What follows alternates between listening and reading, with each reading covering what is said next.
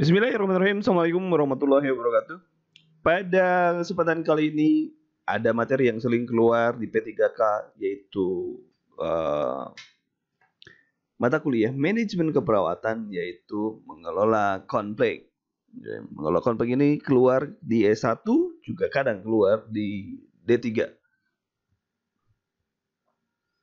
Yang pertama, mengelola konflik itu dengan cara menghindar. Jadi seseorang menghindari sebuah konflik supaya tujuan yang lebih besar itu tidak terganggu. Dia lebih baik menghindar dulu dan biarlah itu diselesaikan dengan sendirinya. Misalnya begini, ada dua orang perawat merasa tidak adil. Satu lebih banyak bekerja, yang satu lebih banyak bermain misalnya. Si A yang lebih banyak bekerja protes, si B itu lebih banyak bermain daripada saya yang banyak bekerja. Kepala ruangan diam aja, membiarkan aja supaya mereka menyelesaikan dengan sendirinya. Itu maksud menghindar, gitu ya. Kemudian mengalah, gitu. Yang si kepala ruangan sebenarnya bisa, lu nggak boleh begitu, lu harus seperti ini. Tetapi si kepala ruangan memilih mengalah, biarkan mereka menyelesaikan masalahnya dengan sendirinya. Karena kalau dilakukan atau dibetulkan, ditanggapi, itu bisa menyelesaikan atau menghabiskan energi yang lebih besar, menghabiskan energi yang sangat besar, sehingga akan mengganggu kepada kepentingan yang lain. Biarin aja lah mereka berkonfrontasi. Kita mah menghindar aja deh. Ada yang lebih besar yang harus kita capai daripada harus berkonfrontasi dengan mereka. Itu kata orang yang menyelesaikan konflik dengan cara menghindar. Yang kedua adalah akomodasi. Akomodasi itu membiarkan satu orang menang. Maksudnya begini, dia tidak masuk kepada keputusannya tidak diambil, tetapi kita akomodasi. Misalnya seseorang perawat, saya seharusnya dinas itu gini karena saya jauh dan lain sebagainya, maka ya sudahlah, diakomodasi aja. Dia maunya apa, akomodir aja supaya nggak terlalu menjadi-jadi masalahnya itu. Seperti itu. Yang ketiga adalah kolaborasi. Kolaborasi itu kedua belah pihak mencoba menyelesaikan atau menemukan penyelesaian. Diskusi itu dua kelompok, diskusi itu dua pihak, bagaimana kita berkolaborasi untuk menyelesaikan sebuah masalah. Dia nyumbang A, di situ nyumbang B. Jadi itulah bentuk kolaborasi.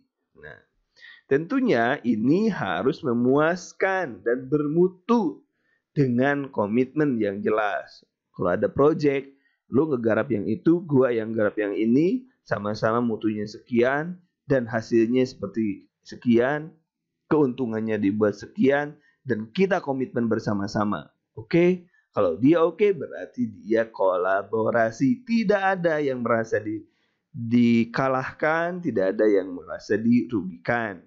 Itu contohnya seperti itu. Contoh lain di rumah sakit misalnya, perawat A, ya udah kamu ngurusin orang yang dokubitus, biarkan saya yang ngurusin suntikan. Itu kolaborasi. Padahal dia kerjanya harusnya bareng-bareng, tapi dia kolaborasi untuk menyelesaikan masalah. Dan dia puas masing-masing. Puas. Karena yang nyuntik obat dan lain sebagainya itu lebih banyak kerjaannya. Sementara yang luka bakar misalkan, itu sedikit. Ya, tapi itu kolaborasi. Bermutu, memuaskan kedua belah pihak, dan mereka berkomitmen. Itu kolaborasi. Kemudian, ya, ditambah juga alternatif. Kalau misalnya kita tidak bisa seperti ini, maka seperti ini. Kita berdua. Kalau kita tidak bisa memiliki dua-duanya tidak bisa memiliki, maka setengah-setengah. 20% deh sahamnya masing-masing. Atau kalau kita tidak bisa oleh seorang, maka bagi dua deh. Bagi du. Nah, itu mencari alternatif. Kolaborasi. Nah, ini iklan. Silakan Anda bisa melihat program saya ada di Bimbangkan Dulu. Ini websitenya bimbangkanduru.com. Kemudian ini nanti akan di-share di sini.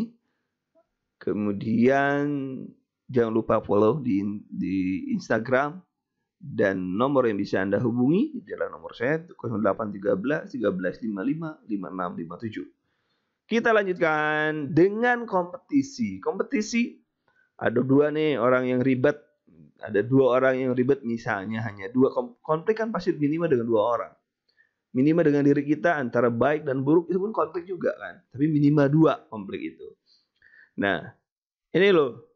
Siapa yang mau sekolah? Misalnya perawat yang mau sekolah. Siapa? Pokoknya siapa yang lolos ujian masuk S3 atau masuk S2 keperawatan, maka saya beri beasiswa.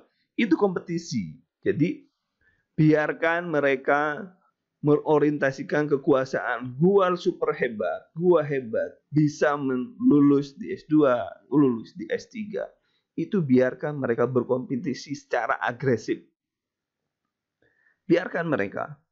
Supaya apa? Supaya merasa, tapi memang pasti ada yang dikalahkan, namanya kompetisi. Tidak ada juara bersama, itu jarang sekali.